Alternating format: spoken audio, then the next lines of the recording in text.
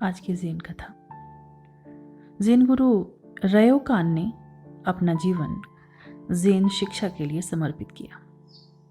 एक दिन उन्होंने सुना कि उनका भतीजा संबंधियों की चेतावनी के बावजूद अपना धन एक वेश्या पर व्यय कर रहा है। इस भतीजे ने पारिवारिक संपत्ति और जायदाद को संभालने के लिए रयोकान का स्थान ग्रहण किया था। अब यह सब अपव्यय के संकट में था। रिश्तेदारों ने इस बारे में ज़ेन गुरु रयोकान से कुछ करने को कहा। रयोकान को अपने भतीजे से मिलने जाने के लिए एक लंबी यात्रा करनी पड़ी, जिसे उसने बहुत वर्षों से नहीं देखा था। भतीजा अपने चाचा को पुनः देखकर प्रसन्न हुआ और उसे रात्रि बिताने के लिए निमंत्रण दिया। सारी रात ज़ेन गुरु रयोकान ध्यान में बैठे रहे। जब सुबह वह विदा ले रहे थे, उन्होंने युवक से कहा, मैं वृद्ध हो गया हूँ, इसीलिए मेरे हाथ कांपते हैं। क्या तुम भूसे की चप्पलों के फीते बांधने में मेरी मदद करोगे? भतीजे ने खुशी से उनकी सहायता की। धन्यवाद, रयोकान ने अंत किया। तुमने देखा, व्यक्ति रोज रोज बूढ़ा और शक्तिहीन होता जाता है। अपनी ठीक से देखभाल करो। तब रयोकान ने विदा ली। उसने नर्तकी अथवा संबंधियों की शिकायतों के संदर्भ में एक शब्द भी नहीं कहा। पर उस सुबह के बाद से भतीजे की फिजूल खर्ची समाप्त हो गई। आज का कुआन द गेटलेस गेट से। उम्मू ने पूछा, यह संसार बहुत विस्तृत है, तुम एक घंटी को उत्तर क्यों देते हो और औपचारिक चोगे क्यों पहनते हो? ज़ेन गुरु मोमो की टिप्पणी। जब कोई ज़ेन शिक्षा ग्रहण करता है, उसे आकार, रंग और ध्वनि के अनुसरण की आवश्यकता नहीं। यद्यपि कुछ ने ध्वनि सुनकर, रंग देखकर या किसी आकार के माध्यम से अंतर्दृष्टि पाई है, वो बहुत सामान्य मार्ग है। यह वास्तविक ज़ेन नहीं है।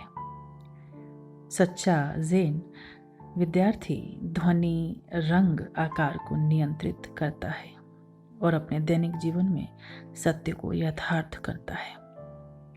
ध्वनि कान में आती है, कान ध्वनि तक जाता है। जब तुम ध्वनि और संवेदना को मिटा देते हो, तुम क्या समझते हो? कान से सुनते हुए कभी भी कोई समझ नहीं सकता। घनिष्ठ रूप से समझने के लिए ध्वनि को देखना चाहिए। जब तुम समझते हो, तुम परिवार का हिस्सा होते हो। जब तुम नहीं समझते, तुम एक अपरिचित होते हो। जो समझते नहीं, परिवार का हिस्सा होते हैं, और जब वे समझते हैं, वे अपरिचित होते हैं।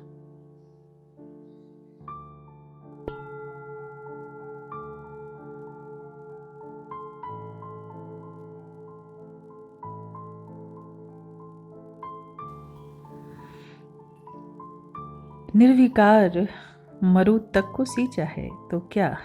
नदी नाले ताल कुएं से पानी उलीचा है तो क्या? उड़ा हूँ, दौड़ा हूँ, तैरा हूँ, पारंगत हूँ। इसी अहंकार के मारे अंधकार में सागर के किनारे ठिठक गया नत हूँ।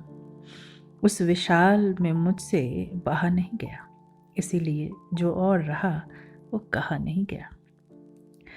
शब्द यह सही है, सब व्यर्थ है, पर इसीलिए कि शब्दातीत कुछ अर्थ है। शायद केवल इतना ही, जो दर्द है वह बड़ा है, मुझसे सहा नहीं गया। तभी तो जो अभी और रहा वो कहा नहीं गया। आज के जो ज़ेन कथा है, उसमें रयोकान ने कहाँ कुछ कहा, पर इनडायरेक्टली सब कह दिया और समझ लिया उसके भतीजे ने। ये सब बीत रहा है, जा रहा है, जर्जर हो रहा है। कहाँ तक इस शरीर को ही संवारते रहेंगे। और कुरान में भी कह दिया गया है वो जो शब्दों में कहा जा सकता है, क्योंकि वह जो है वो कहा नहीं जाता, पर फिर भी चेष्टा होती है, उससे सुनने की कला आ जाती है सुनने वालों को। कहा तो नहीं जाएगा लेकिन सुना जरूर जा सकता है। उसी आशा से ऐसे गुरु आते रहे हैं, कहे जाते हैं, जानते हुए है अभी कुछ और है जो कहा नहीं जाता।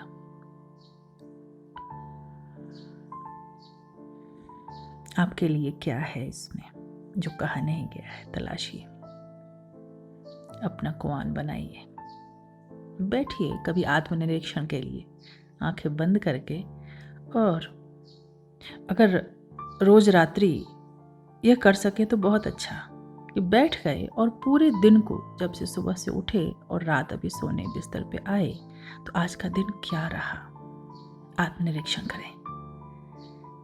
क्या इसमें बढ़ा, क्या इसमें घटा, कुछ शून्य आया, कुछ मौज आई, कुछ शांति आई। अच्छा प्रयोग है, करके देखें। और आज के ध्यान के लिए बैठिए, आंखें बंद। शब्द भी काम कर जाते हैं। कहा जा रहा है कि चित्त को शांत करें, श्वास को शांत करें, तो वह भी एक हिप्नोसिस का काम कर जाता है, कई बार मंत्र की तरह काम कर जाता है।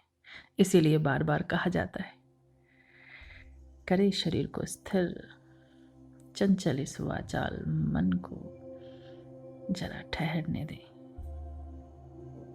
जरा श्वास को धीमी लय में गुनगुनाने दें। आहिस्ते से आ रही है, आहिस्ते से जा रही है, और इस पर उठता है शून्य का संगीत।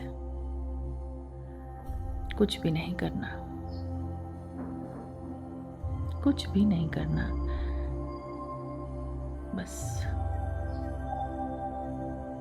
बैठ गए अपने साथ। जो कुछ भी चल रहा है वह मैं नहीं।